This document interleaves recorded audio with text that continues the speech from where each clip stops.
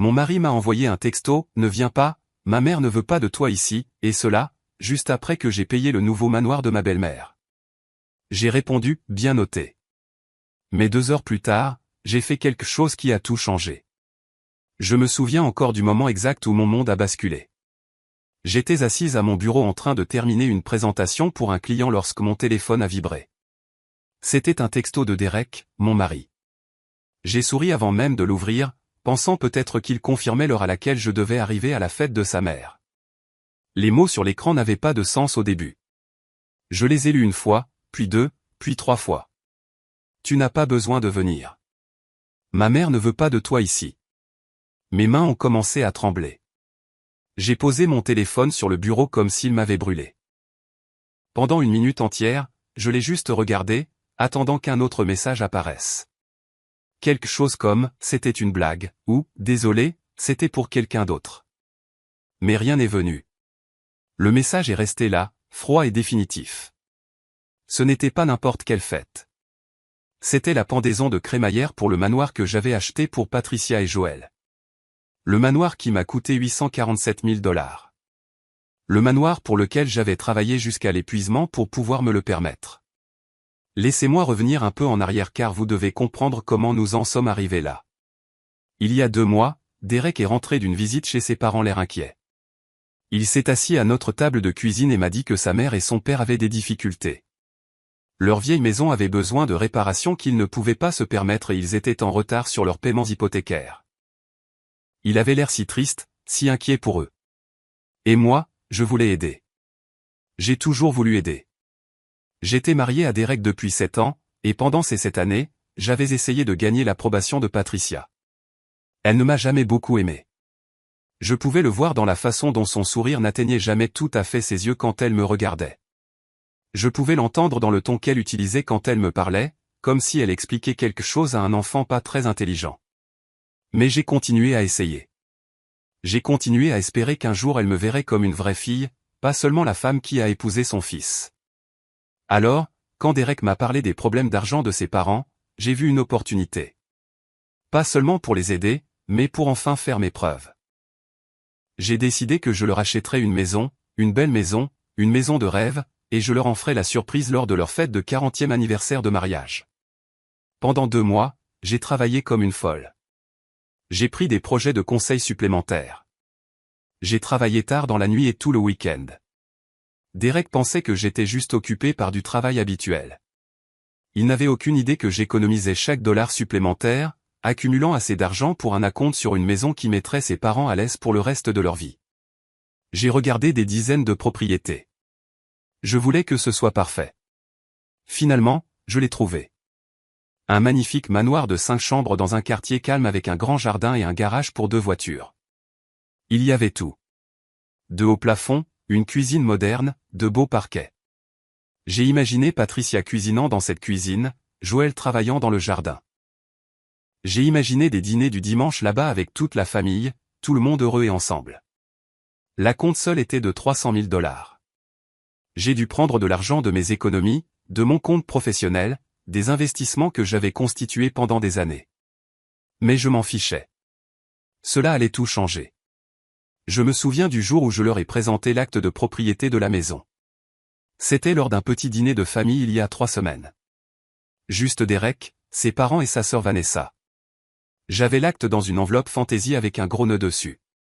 Mon cœur battait si fort que je pensais que tout le monde pouvait l'entendre. Patricia a ouvert l'enveloppe lentement. Elle a lu le papier à l'intérieur. Son visage est resté sans expression un moment. Puis elle a levé les yeux vers moi. J'attendais des larmes de joie, une énorme étreinte, qu'elle me dise enfin que j'étais comme une vraie fille pour elle. Au lieu de cela, elle m'a fait ce petit sourire crispé et a dit « Eh bien, c'est assez généreux. » C'est tout. Pas d'étreinte, pas de larmes, juste « assez généreux ». Comme si j'avais apporté une tarte pour le dîner ou quelque chose du genre. Vanessa a immédiatement demandé si je l'aiderais aussi à acheter un condo. Juste comme ça. Pas de félicitations à ses parents. Pas de remerciements pour moi. Juste, et moi. Joël, le père de Derek, était le seul qui semblait vraiment heureux. Il avait les larmes aux yeux, m'a fait une grosse étreinte et m'a remercié encore et encore. Cela m'a un peu réconforté, mais je ne pouvais pas me défaire du sentiment que quelque chose n'allait pas dans la réaction de Patricia. Derek était silencieux. Il m'a embrassé sur la joue et a dit que c'était très gentil de ma part, mais il semblait mal à l'aise. Je me suis dit qu'il était juste submergé par un si grand geste. Je me suis dit que tout allait bien. Au cours des 3 semaines suivantes, Patricia et Joël ont emménagé dans le manoir. Patricia m'a appelé plusieurs fois pour me parler des problèmes de la maison. La pression de l'eau n'était pas tout à fait correcte. Elle n'aimait pas la couleur de l'une des chambres. Le jardin avait besoin de plus de travail. Chaque appel ressemblait à une plainte, jamais à un remerciement. Mais j'ai refoulé ses sentiments. Je me suis dit qu'elle était juste stressée par le déménagement. Puis Patricia a annoncé qu'elle organisait une grande pendaison de crémaillère. Elle a invité tous ses amis, tous les voisins, des membres de la famille éloignés que je n'avais même jamais rencontrés. Derek m'a montré la liste des invités, plus de 30 personnes. J'ai commencé à planifier ce que je porterais, à réfléchir aux plats que je devrais apporter. J'ai même acheté une nouvelle robe pour l'occasion. Et puis, assise à mon bureau un jeudi après-midi qui aurait dû être normal, j'ai reçu ce texto. Tu n'as pas besoin de venir. Ma mère ne veut pas de toi ici. J'ai répondu avec des doigts tremblants. Compris. C'est tout ce que j'ai réussi à faire. Un seul mot. Parce que si j'en écrivais plus, j'aurais peut-être écrit des choses que je ne pourrais pas reprendre. Ou pire, j'aurais peut-être supplié. J'aurais peut-être demandé pourquoi ou ce que j'avais fait de mal. Et j'étais fatigué de mendier des miettes de gentillesse de ces gens. Après avoir envoyé ce message, je suis resté assise là. Ma présentation était toujours ouverte sur l'écran de mon ordinateur. Mon café devenait froid à côté de moi. Dehors, par ma fenêtre, c'était une belle journée ensoleillée. Tout semblait normal, mais rien ne me semblait normal. Quelque chose a cliqué en moi à ce moment-là. C'était comme si un brouillard dans lequel je vivais depuis 7 ans se dissipait soudainement. J'ai commencé à penser à tout, à y penser vraiment pour la première fois. J'ai pensé à toutes les vacances en famille que j'avais payées. À chaque fois que Vanessa demandait à emprunter de l'argent qui n'était jamais remboursé. À chaque cadeau coûteux que Patricia acceptait avec à peine un merci. À chaque fois que Derek trouvait des excuses pour la froideur de sa mère envers moi. À chaque fois que j'étais exclu des photos de famille ou oublié lors des réunions de famille. J'ai pensé aux 15 000 $ que Vanessa a emprunté l'année dernière pour un investissement commercial qui n'a jamais eu lieu. J'ai pensé à la fois où Patricia m'a dit à Noël que je travaillais comme un homme. Et que c'est pour ça que Derek et moi n'avions pas encore d'enfants. J'ai pensé à la façon dont Derek ne m'a jamais défendu. Pas une seule fois, jamais. Et j'ai pensé à ce manoir, ce magnifique et cher manoir que j'avais failli détruire ma santé pour le racheter. Le manoir où Patricia se trouvait en ce moment même, organisant une fête à laquelle je n'étais pas autorisé à assister. J'ai regardé l'horloge. Il était 14h47 de l'après-midi. La fête commençait à 18h. J'avais un peu plus de 3 heures. J'ai pris mon téléphone et j'ai passé le premier appel, puis le deuxième, puis le troisième. À chaque appel, mes mains devenaient plus stables. Ma voix devenait plus calme. Au 4e appel, je ne tremblais plus. Quand j'ai fini de prendre mes dispositions, j'ai attrapé mon sac à main et mes clés de voiture. J'avais un dernier arrêt à faire avant de me présenter à cette fête, parce que j'allais à cette fête après tout, et j'apportais avec moi des papiers très importants. Le volant en cuir était frais sous mes mains alors que je traversais la ville. Mon cœur battait vite, mais pas de panique, de clarté. Pour la première fois en 7 ans, je savais exactement ce que je devais faire. Sur le siège passager à côté de moi se trouvait un dossier. Un simple dossier en papier craft qui avait le pouvoir de tout changer. Mais avant d'expliquer ce qu'il y avait dans ce dossier, je dois vous dire comment je me suis retrouvé ici, dans cette voiture, ce jour-là, enfin prêt à me défendre. J'ai rencontré Derek il y a 8 ans dans un café. Je venais de lancer ma propre entreprise de conseil, aidant les petites entreprises avec leur système technologique. Je travaillais 18 heures par jour, vivant de café et d'espoir, essayant de construire quelque chose à partir de rien. Derek travaillait dans une banque en tant que directeur. Il semblait stable, gentil et solidaire. Quand il m'a invité à sortir, j'ai dit oui. Ces premiers mois ont été merveilleux. Il s'intéressait à mon entreprise, posant des questions sur mon travail, célébrant mes petites victoires. Quand j'ai décroché mon premier gros client, il m'a emmené dîner. Quand j'étais stressé par un projet, il me massait les épaules et me disait que je pouvais faire tout ce que je voulais. Je pensais avoir trouvé un partenaire, un vrai coéquipier. Nous nous sommes mariés après 1 an de relation.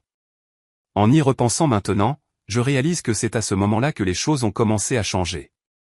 De petites choses au début. Derek faisait de petits commentaires sur le nombre d'heures que je travaillais. Sa mère, Patricia, a commencé à se présenter à notre appartement sans prévenir, toujours avec un problème à régler. Regardant toujours nos affaires avec cette expression que je ne pouvais pas tout à fait déchiffrer. Puis mon entreprise a vraiment commencé à décoller. 2 ans après notre mariage, je gagnais 3 fois plus que Derek à la banque. Je n'en ai jamais fait toute une histoire. Je ne lui ai jamais jeté ça au visage. L'argent n'était que de l'argent pour moi, quelque chose qui nous aidait à vivre confortablement, rien de plus. Mais c'est devenu quelque chose de différent pour Derek et sa famille. Patricia a commencé à traiter chaque réunion de famille comme une réunion d'affaires. Elle mentionnait des choses dont ils avaient besoin, un nouveau réfrigérateur, des réparations de voitures, de l'aide pour les impôts fonciers, ne demandant jamais directement, mais mentionnant toujours. Et Derek me regardait avec ses yeux tristes jusqu'à ce que je propose de l'aide, ce que je faisais toujours. Vanessa était encore pire. Elle m'appelait sa belle-sœur préférée quand elle avait besoin de quelque chose, ce qui était drôle parce que j'étais la seule femme de Derek. Elle empruntait de l'argent pour tout. Loyer, paiement de voiture, cet investissement commercial qui n'a jamais eu lieu. Elle promettait de me rembourser à chaque fois. Elle ne l'a jamais fait, pas une seule fois. Et quand je lui rappelais gentiment l'argent, elle agissait comme si elle était offensée, comme si j'étais mesquine de même le mentionner. Le pire, c'était la façon dont ils me traitaient tous en prenant mon argent. Patricia me donnait toujours ce sourire froid. Elle faisait toujours de petits commentaires sur mon travail, mes vêtements, mon choix de me concentrer sur ma carrière. Elle oubliait de m'inviter aux événements familiaux, puis agissait surprise quand je me présentais parce que Derek m'en avait parlé. Elle critiquait tout chez moi tout en acceptant joyeusement chaque dollar que je donnais. Et Derek, il trouvait toujours des excuses. Elle est juste démodée. C'est juste sa façon d'être. Elle ne veut rien dire de mal par là. Pas une seule fois il ne m'a défendu. Pas une seule fois il n'a dit à sa mère de traiter sa femme avec respect.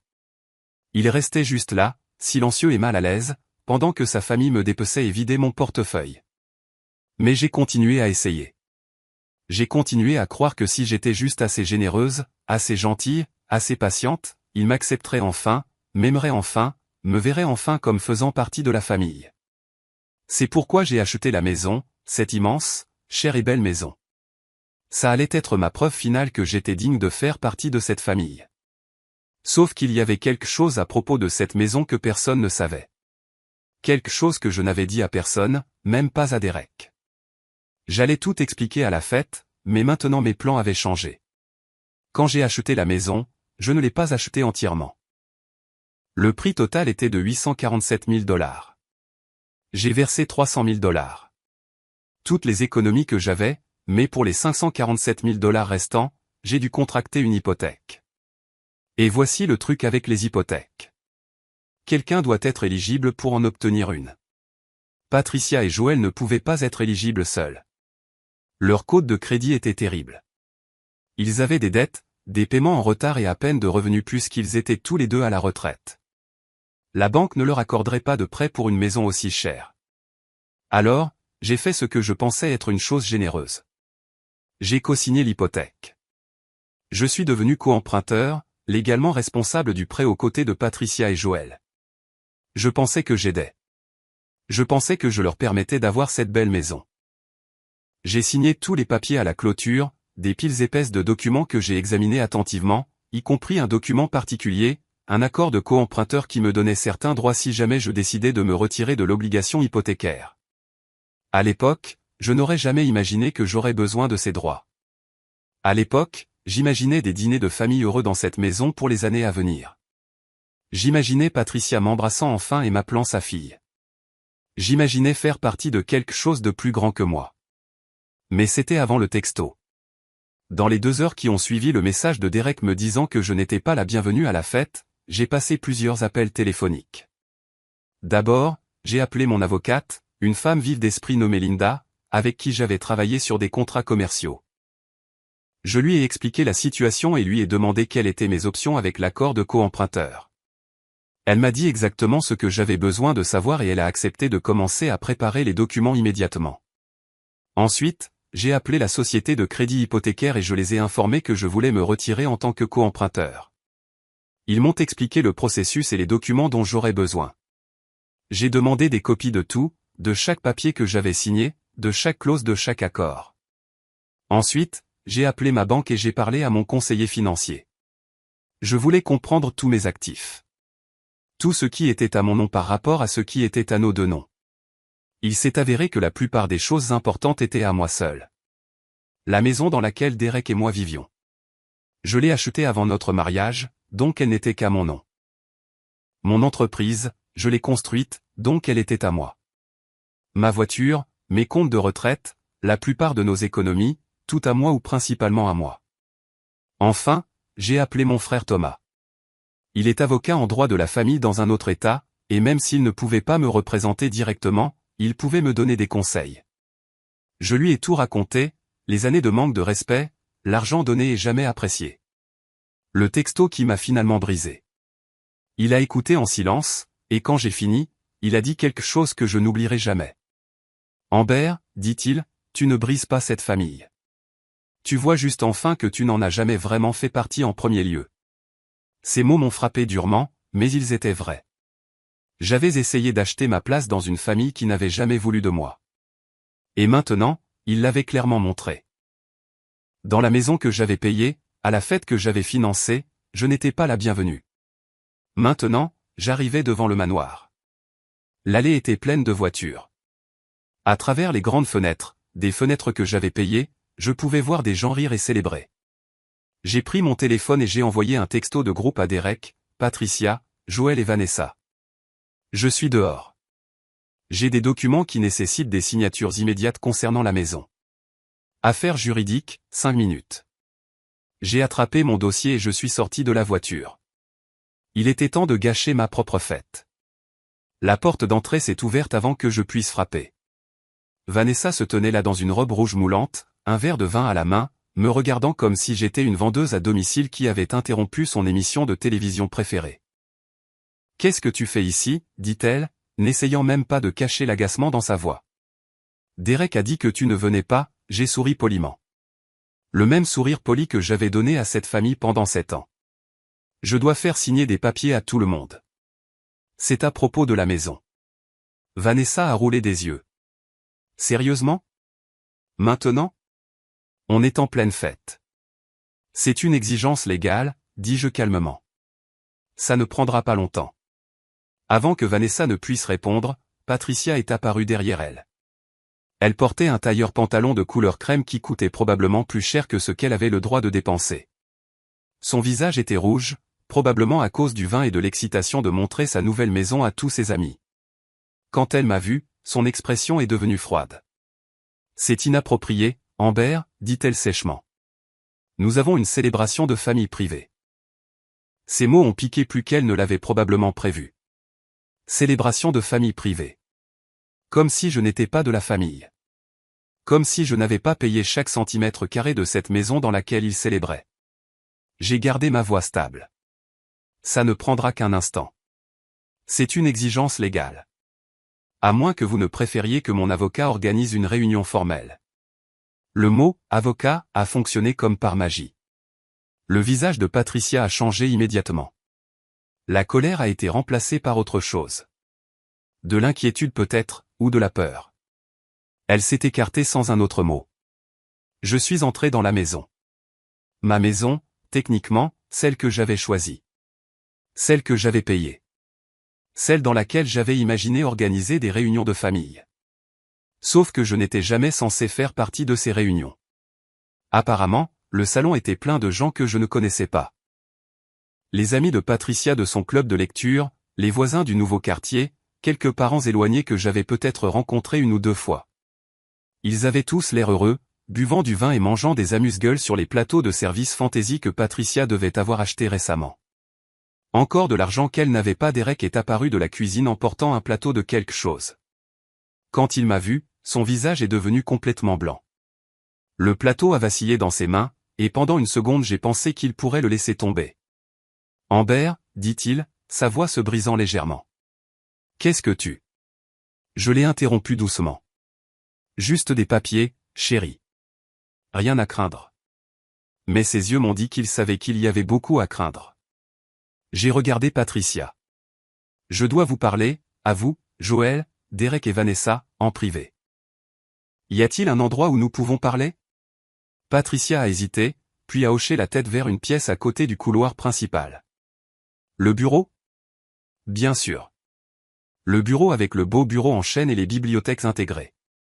Je me souvenais avoir choisi ce bureau au magasin de meubles, imaginant Joël assis là à faire des mots croisés ou Patricia écrivant des lettres. De si stupides espoirs. Nous 5 sommes entrés dans le bureau et j'ai fermé la porte derrière nous. Joël était le dernier à entrer, l'air confus et inquiet. C'était le seul qui m'avait sincèrement remercié pour la maison, le seul qui avait semblé vraiment reconnaissant. J'ai presque eu pitié de ce que j'allais faire. Presque. J'ai ouvert mon dossier et j'ai étalé plusieurs documents sur le beau bureau, le bureau que mon argent avait payé.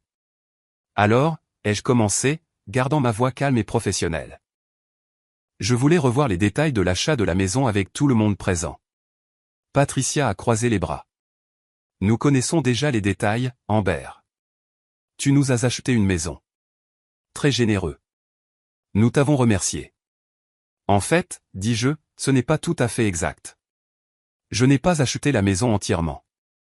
La pièce est devenue très silencieuse.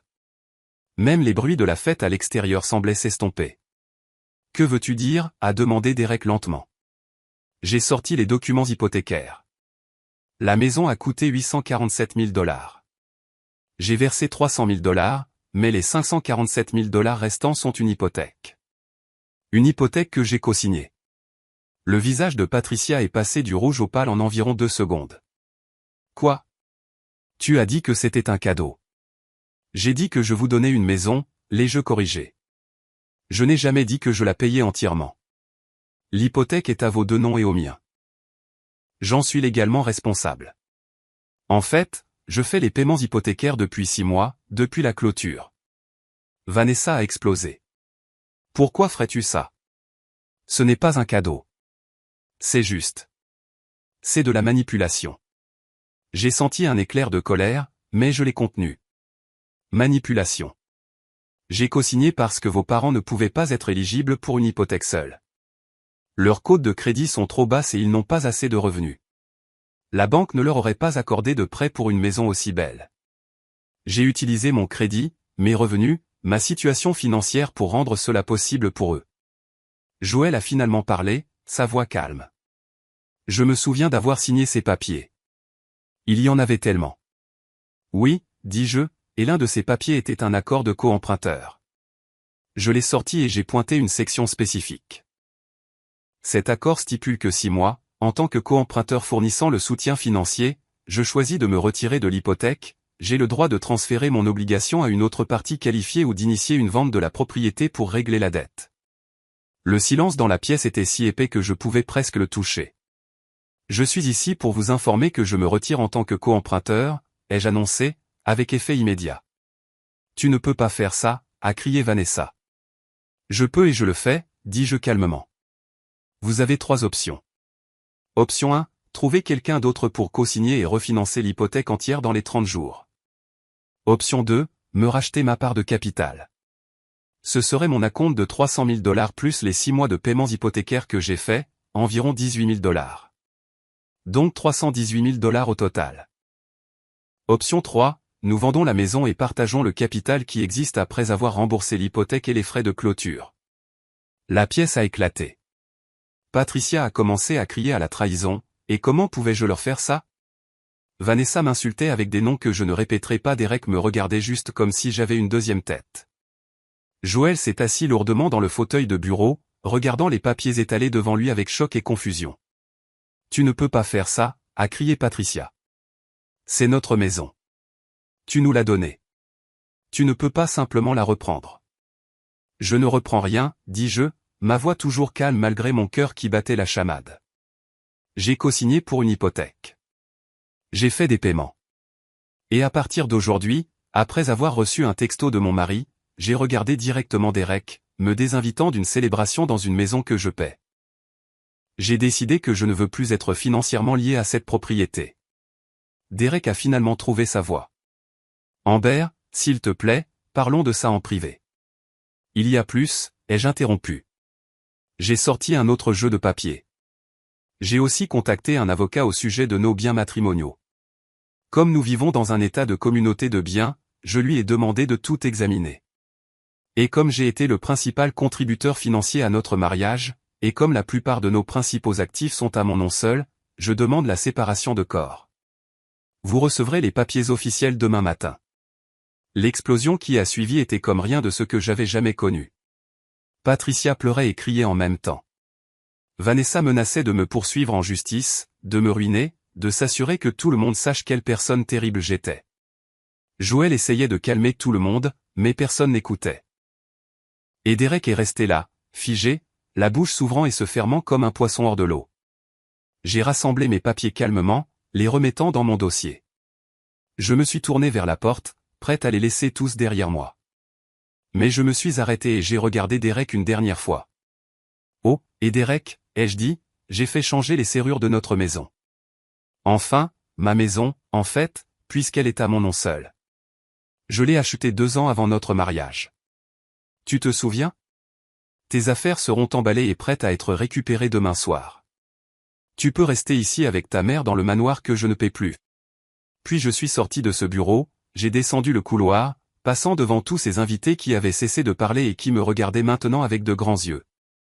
Ils devaient avoir entendu les cris. Je m'en fichais. J'ai gardé la tête haute, je suis sorti par la porte d'entrée, je suis monté dans ma voiture et je suis parti.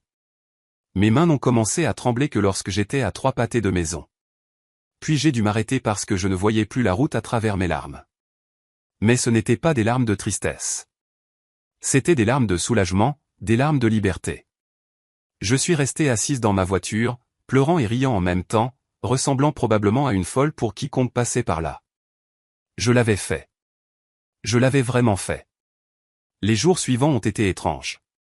Mon téléphone n'arrêtait pas de sonner. Derek a appelé 27 fois le premier jour seulement. Patricia a appelé, Vanessa a appelé, même certains amis de Patricia ont appelé pour me dire quelle personne horrible j'étais. J'ai bloqué la plupart des numéros. Ceux que je n'ai pas bloqués, je les ai simplement ignorés. J'ai pris 2 jours de congé, chose que je ne faisais jamais.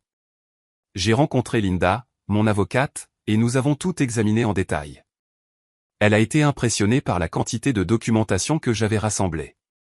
Vous avez rendu cela très facile, m'a-t-elle dit. La plupart des gens ne pensent pas clairement quand ils sont émotifs, mais vous l'avez fait. J'ai aussi rencontré un conseiller financier pour m'assurer que je comprenais exactement où j'en étais. Les nouvelles étaient meilleures que ce à quoi je m'attendais. Mon entreprise se portait bien. Mes économies personnelles, bien que diminuées par l'acompte de la maison, se rétabliraient. Et comme le nom de Derek ne figurait pas sur la plupart de nos actifs, la séparation serait financièrement plus propre qu'elle n'aurait pu l'être. J'ai même commencé à voir une thérapeute. Elle s'appelait Dr Chen, et elle était gentille et directe. Vous avez été conditionné à accepter un mauvais traitement, m'a-t-elle dit lors de notre première séance. Vous avez assimilé l'amour au soutien financier. Ce n'est pas de l'amour. C'est une transaction. Ces mots m'ont frappé durement, mais ils étaient vrais.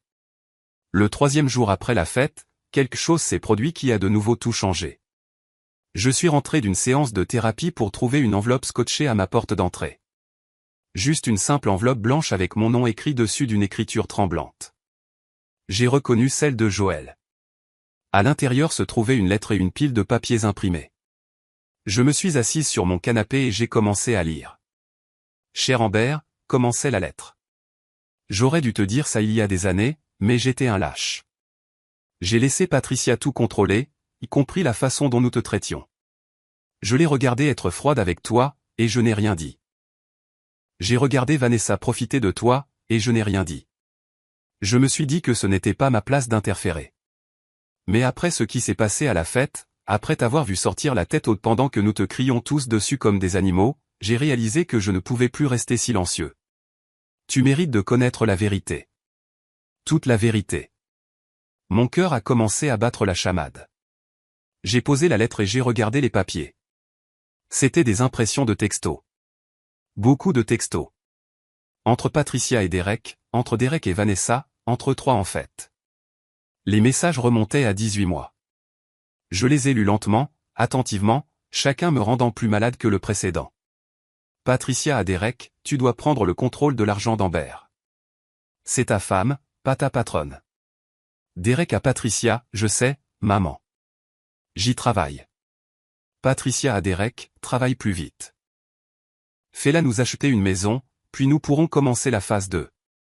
Phase 2. J'ai continué à lire. Vanessa à Derek, une fois que maman aura la maison, nous commencerons à travailler sur Amber pour financer mon entreprise. Une vraie entreprise cette fois, pas ces petites choses. Quelque chose de grand. Derek à Vanessa, elle se méfie déjà de l'argent que tu as emprunté avant. Nous devons être prudents. Vanessa à Derek, c'est pour ça que la maison était un coup de génie. Une fois qu'elle aura investi autant dans la famille, elle ne pourra pas dire non à de plus petites demandes. Elle sera piégée. Piégée. Ils ont utilisé ce mot, piégé. J'ai continué à lire, mes mains tremblant si fort que je pouvais à peine tenir les papiers. Patricia à Derek, la prochaine étape est de la convaincre de m'ajouter à vos comptes bancaires. Pour les urgences, tu diras. Ensuite, nous aurons accès à tout.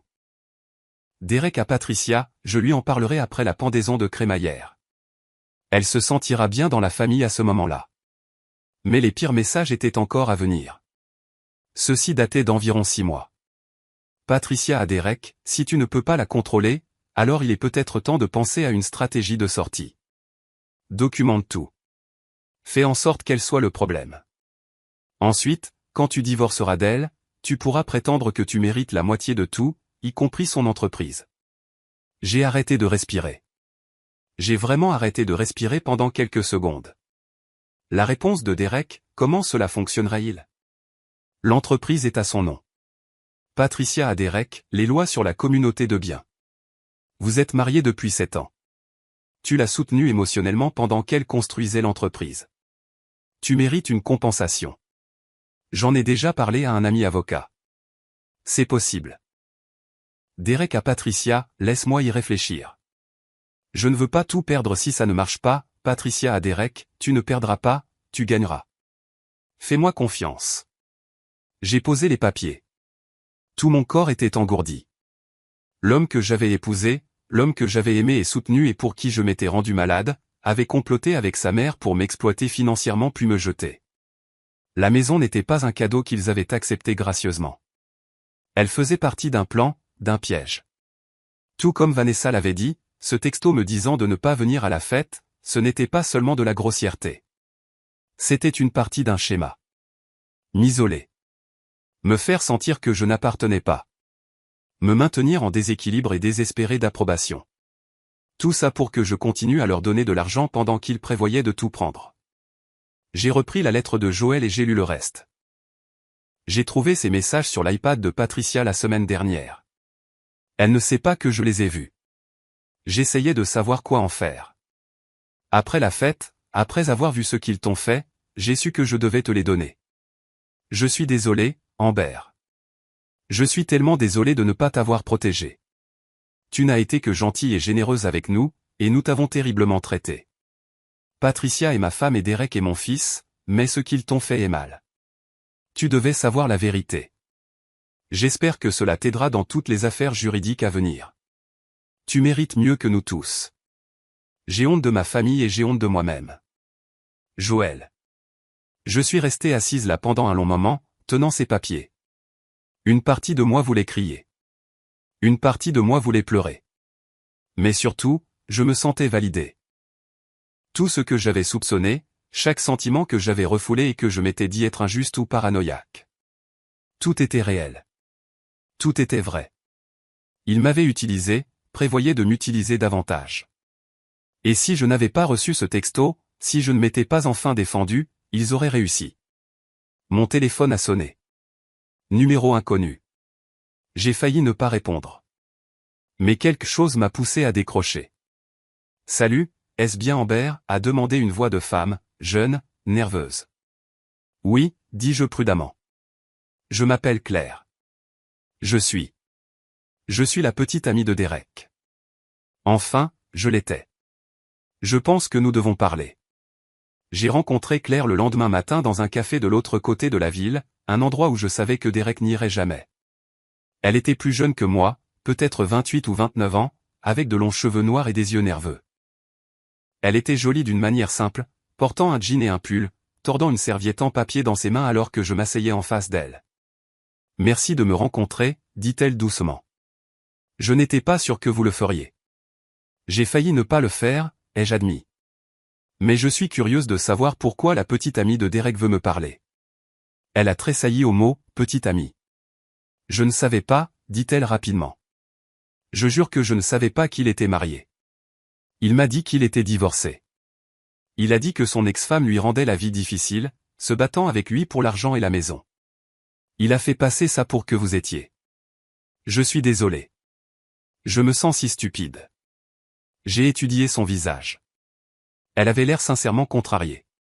Sincèrement désolée. J'ai réalisé que je n'étais pas en colère contre elle. Comment pourrais-je l'être? Elle était une autre personne à qui Derek avait menti. Comment l'avez-vous découvert, ai-je demandé. Les publications de Vanessa sur les réseaux sociaux, dit Claire. Après votre confrontation à la fête, elle a publié tout un tas de choses sur une ex-femme cruelle qui essayait de voler la maison de ses parents. Mais elle a utilisé votre nom complet. Je vous ai cherché et j'ai vu des photos de mariage. Des photos de mariage récentes. Derek et moi sortons ensemble depuis 4 mois. Et vous deux vous êtes mariés il y a 7 ans. Le calcul ne collait pas, elle a sorti son téléphone avec des mains tremblantes. Je l'ai confronté. Il a essayé de mentir au début, a dit que c'était de vieilles photos, que vous étiez techniquement encore mariés mais séparés. Mais j'ai insisté et il a finalement admis la vérité. Alors j'ai rompu. Et puis j'ai pensé. J'ai pensé que vous devriez savoir parce que s'il m'a menti à moi, il vous ment probablement aussi. C'est le cas, dis-je. Mais je savais déjà qu'il mentait. Juste pas à propos de vous. Les yeux de Claire se sont remplis de larmes. Je suis tellement désolé. Je n'aurais jamais. Si j'avais su qu'il était marié, je ne serais jamais sorti avec lui. Mes parents sont divorcés parce que mon père a trompé ma mère. J'ai vu ce que ça lui a fait. Je ne voudrais jamais être l'autre femme. Vous n'êtes pas l'autre femme, lui ai-je dit. Vous êtes une autre victime des mensonges de Derek. Elle a essuyé ses yeux et a regardé son téléphone. J'ai des captures d'écran de nos conversations. Certaines sont assez graves. Il a dit beaucoup de choses sur vous que je réalise maintenant être des mensonges, mais peut-être qu'elle pourrait vous aider. Dans le divorce. Elle a tourné son téléphone vers moi. J'ai commencé à lire les messages entre elle et Derek. Et à chaque message, mon dégoût grandissait. Derek à Claire, mon ex-femme pense qu'elle me possède parce qu'elle gagne plus d'argent. Elle contrôle tout. Derek à Claire, j'ai hâte que tout soit réglé et que je puisse enfin être libre. Libre d'être avec quelqu'un qui me respecte vraiment. Derek à Claire, elle rend le divorce aussi difficile que possible. Prenant tout même si elle n'en a pas besoin. Certaines personnes sont juste avides. Tout cela pendant qu'il vivait dans ma maison, mangeait de la nourriture que j'avais payée, conduisait une voiture que j'avais aidé à acheter. Tout cela pendant qu'il complotait avec sa mère pour prendre mon entreprise, mon argent, mon tout. Mais le pire message était celui d'il y a juste une semaine. Derek à Claire, une fois que j'aurai traversé ce divorce, j'aurai enfin de l'argent. Mon avocat dit que j'ai droit à la moitié de tout ce qu'elle a construit pendant le mariage. C'est un bien communautaire. Je l'ai soutenue émotionnellement pendant qu'elle travaillait, donc je mérite une compensation. Nous pourrions faire un voyage quelque part de bien une fois que tout sera réglé. Où que tu veuilles aller. Il planifiait déjà comment dépenser mon argent avec une autre femme. De l'argent qu'il n'avait pas gagné. De l'argent d'une entreprise à la construction de laquelle il n'avait rien à voir. Et il appelait ça, traverser ce divorce, comme si c'était moi qui avais forcé cette situation alors que les propres textos de sa mère montraient qu'il prévoyait de divorcer de moi depuis des mois. Pouvez-vous m'envoyer ces captures d'écran, ai-je demandé à Claire. Elle a hoché la tête et m'a demandé mon numéro. En quelques secondes, mon téléphone bourdonnait de messages entrants, de preuves, de documents sur les mensonges de Derek, sa manipulation, ses plans. Pourquoi m'aidez-vous, lui ai-je demandé. Vous ne me connaissez même pas, Claire a baissé les yeux sur ses mains. Parce que c'est la bonne chose à faire, et parce que j'ai vu son visage quand je l'ai confronté à la vérité. Il n'était pas désolé. Il n'avait pas honte. Il était juste en colère d'avoir été pris. C'est là que j'ai su qu'il ne se souciait pas vraiment de moi. J'étais juste utile pour lui. Comme vous l'étiez, comme tout le monde l'est pour lui. Elle avait raison. C'était exactement ce que nous étions pour Derek et sa famille. Des outils utiles à utiliser et à jeter lorsque nous n'étions plus nécessaires. Nous avons parlé pendant une autre heure. Claire m'a parlé des mensonges de Derek, des façons dont il l'avait manipulé, des excuses qu'il inventait pour ne pas pouvoir la présenter à sa famille pour le moment. C'était triste de voir à quel point nos histoires étaient similaires, juste sous des angles différents. Quand nous nous sommes finalement dit au revoir, Claire m'a serré dans ses bras. « J'espère que vous lui prendrez tout », a-t-elle murmuré. « Il le mérite. » Je suis allé directement au bureau de Linda avec les nouvelles preuves. Elle a examiné les captures d'écran de Claire et les impressions de textos de Joël avec une excitation croissante. « C'est excellent », dit-elle. Preuve d'infidélité, preuve d'exploitation financière planifiée, preuve de manipulation intentionnelle. Amber, son cas vient de s'effondrer. Derek a essayé de contester le divorce au début. Il a prétendu qu'il méritait la moitié de mon entreprise parce qu'il m'avait soutenu émotionnellement pendant notre mariage. Son avocat a soutenu qu'il avait sacrifié sa propre progression de carrière pour être là pour moi. C'était ridicule, mais ils ont essayé. Puis Linda a présenté toutes les preuves. Les textos montrant Derek et Patricia complotant pour m'exploiter. Les captures d'écran de Claire montrant l'infidélité de Derek et ses projets de dépenser l'argent du divorce en vacances avec sa petite amie. La chronologie montrant comment Derek avait menti à plusieurs personnes pendant des mois. L'avocat de Derek a regardé les preuves et lui a conseillé de régler l'affaire. L'affaire était ingagnable. Derek le savait aussi. Nous avons réglé l'affaire à l'amiable. Derek a obtenu une petite partie de nos économies communes, de l'argent qui avait été véritablement gagné pendant notre mariage. Mais il n'a rien obtenu de mon entreprise, rien de la maison, rien de mes comptes de retraite, juste assez pour recommencer ailleurs, ce qui était plus que ce qu'il méritait. Patricia a eu une dernière crise. Elle s'est en fait présentée à mon immeuble de bureau en criant dans le hall sur la façon dont j'avais détruit sa famille, volé sa maison et ruiné la vie de son fils. La sécurité l'a fait sortir pendant qu'elle criait que je le regretterais, que tout le monde saurait quel genre de personne j'étais vraiment. Mais je ne l'ai pas regretté, pas même une seconde. Le manoir s'est vendu 3 mois plus tard. Patricia et Joël n'ont pas pu refinancer sans moi, et ils ne pouvaient certainement pas se permettre de me racheter. La maison s'est vendue 865 000 $. Après avoir remboursé l'hypothèque et les frais immobiliers et m'avoir rendu mon acompte plus les paiements hypothécaires que j'avais faits, Patricia et Joël sont repartis avec environ 15 000 $ au total. Ils ont emménagé dans un petit appartement de 2 chambres de l'autre côté de la ville. Vanessa a dû emménager avec une amie parce qu'elle ne pouvait plus se permettre son propre logement. Ces projets d'entreprise ne se sont jamais concrétisés sans accès à mon portefeuille. Joël m'a appelé une dernière fois environ un mois après que tout soit réglé.